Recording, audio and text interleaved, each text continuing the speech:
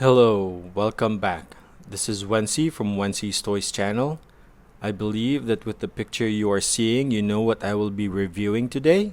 But for those who don't recognize this is the set 76161, the 1989 Batwing UCS set from the movie Batman.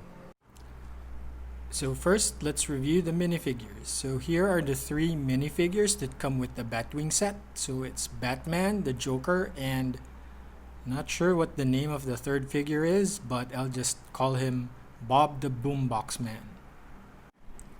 So taking a look at the Batman minifigure, it's the same Batman minifigure that came with the 1989 Batmobile from 2019.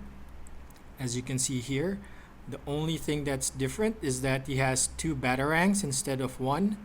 So it's pretty much the same. Even the way how his cape looks is pretty much the same. And he has plain black legs and the same torso print from last year, which is reminiscent of the 1989 Batman. And if you look here, it's going to be the same back printing as well. So of course, the 1989 Batman movie has the Joker as the main villain. So here he is with his black and white tuxedo long coat that he was wearing when he saw the Batwing, if I remember correctly. But he also has his feather pen that he is holding, as compared to the purple Joker from last year's 2019 Batmobile. And also compared to the last year's 1989 Batman Batmobile that came out, he has a different facial expression, but also at the same time, there is no double face at the back. And lastly, we have the Joker's henchman, Bob, with his boombox here. And of course, since he's bald here, he won't have a secondary face, but I like the Joker jacket that he's wearing, and of course the beard, the mustache I mean, and the shades that he's has on his head is pretty cool.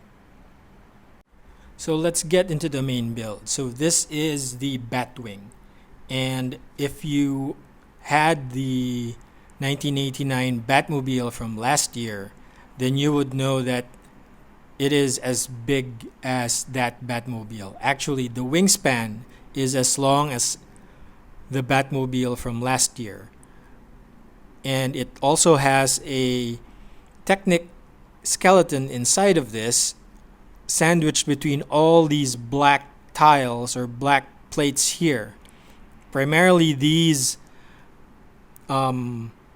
exterior is just plates that you put on top of the Technic pieces. The one thing that I sort of wish that they had was that last year's Batmobile had a pop-up Gatling gun. And as you can see here, the Batwing also has some Gatling guns, but it does not pop out in any way. In the movie, these also pop up, just like the Batmobile's Gatling gun. So I wish they had some sort of pop-up mechanism into this Batwing. But if you see here, if I take this off, this is not, it will not fit into the skeleton inside, as the skeleton is only 2x2 in width. So I'm not sure how they will, if they had to fit the Gatling gun as a pop-up, then the wing itself would be too fat and too thick, and it wouldn't have this nice sleek feature here.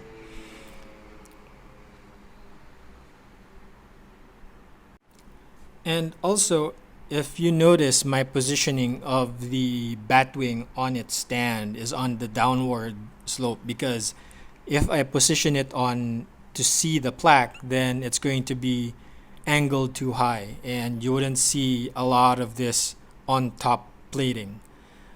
The canopy itself actually is just fitted over the main body. It's not hinged or anything, so you can just pull it up by this fin here and take it off, as you can see here. There's nothing that actually clips it. So if you're trying to play with this with swooshing, this might fall off if you have it at a bad angle, but it does fit in rather nicely here, so it shouldn't fall off that easily. I also like how these guns here are made and how these wings here are made, where it's almost the same as how the Batmobile's fins were made. So that was a pretty nice nostalgic build experience here. Also, I like how the bat ears were formed. When I was building this, if you look at my fast build video, you would see how these were built, and the build was pretty interesting. One thing to note though is that there are some places here in the Batwing where it can easily be broken off.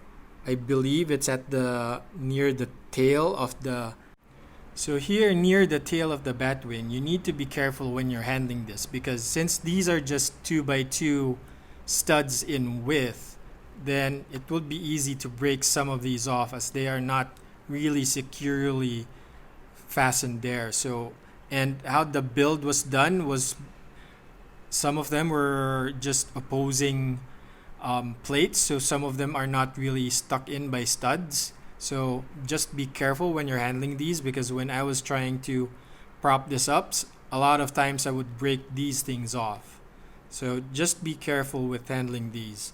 But overall, the shaping of the Batwing in itself, in getting all these curves, all of that, and also even the tail of the Batwing was pretty good. Overall, I had a pretty nice experience building this Batwing, and I just love anything Batman stuff. I just grew up with loving Batman and his lore, and when the 1989 Batman movie came out, I believe it was long overdue, and I watched that so many times when it was first out in the theaters. So if you like Batman stuff, and of course you would always like the 1989 Batman movie, then this is a set for you.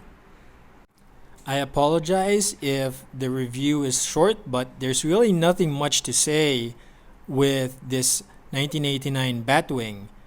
So if you enjoyed my review, please hit that like button, and if you're not yet subscribed, please subscribe, as YouTube analytics say that 90% of those who view my videos have not subscribed to my channel. Please do subscribe so that it will help me out in my future reviews. And one more thing. Okay, this is me trying to get the two UCS 1989 Bat vehicles into one shot, and it is very hard to do it in my current work table, but hopefully in the future I might be able to do it and have some nice poses for it. So hope you like this. Thanks. And until the next video, I am Batman.